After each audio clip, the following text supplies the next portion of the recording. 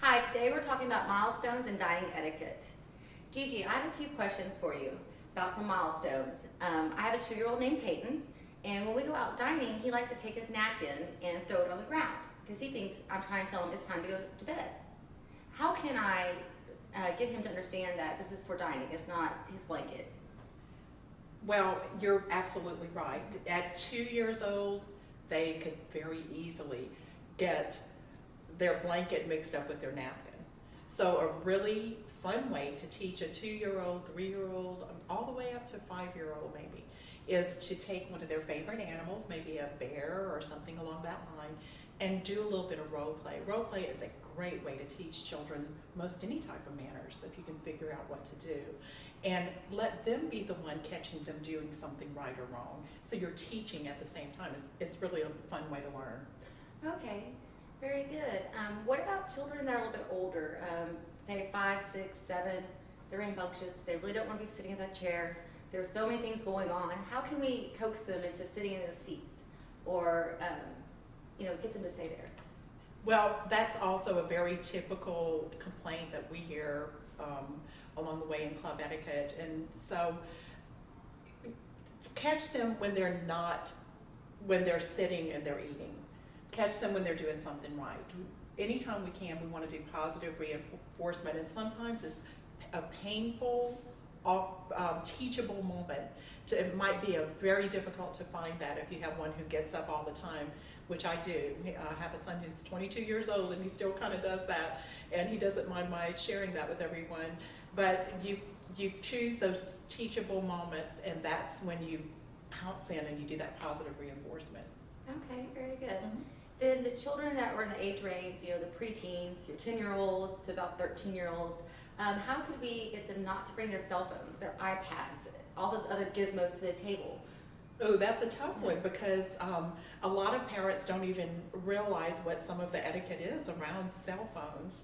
And plus, we throw in peer pressure with that, and that gets a little bit tough at that age. So one thing is to start just by modeling at home.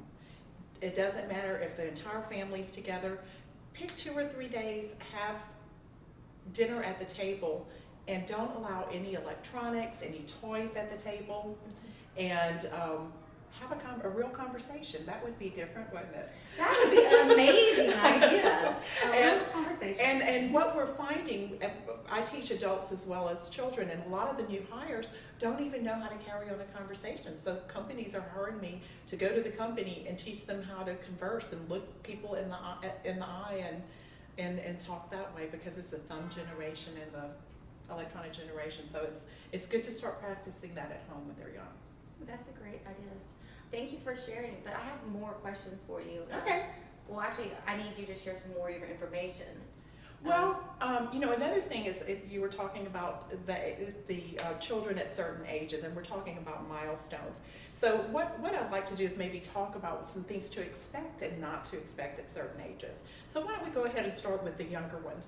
The younger ones should really, you did share with me that Peyton, your 2-year-old, is exceptional when it comes to trying to not drink out of a sippy cup. Mm-hmm. But really, up until 5 years old, sometimes a child just doesn't get it. We all develop at different rates. Just think about adults. Whatever you see in the world of adults is going to kind of happen in the world of children. Some people will never develop, and some people will develop more than others.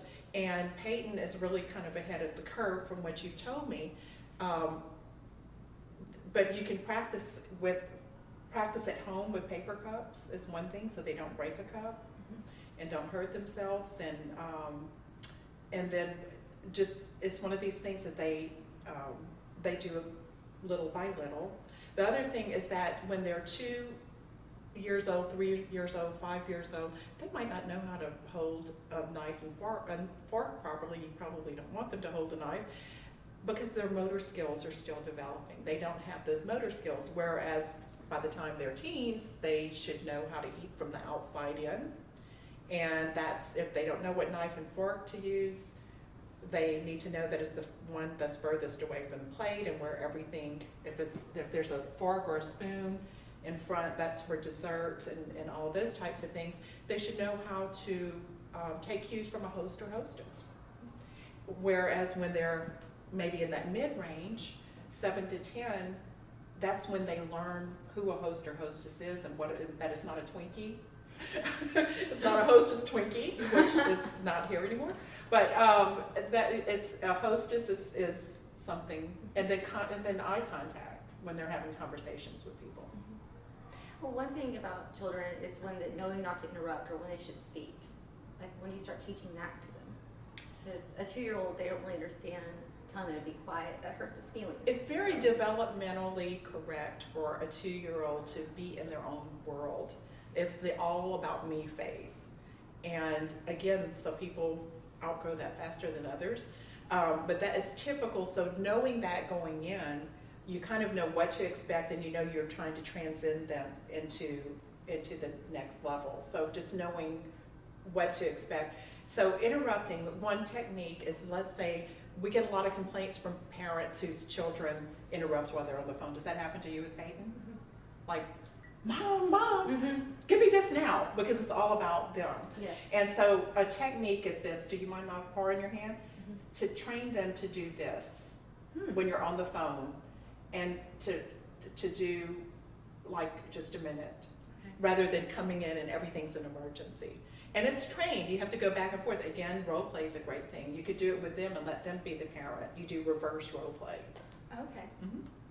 Very good. Well, thank you so much for your tips. I appreciate it. Thank you. I'm It's gonna fun. use some of Thanks. those with Peyton. All right. Thanks.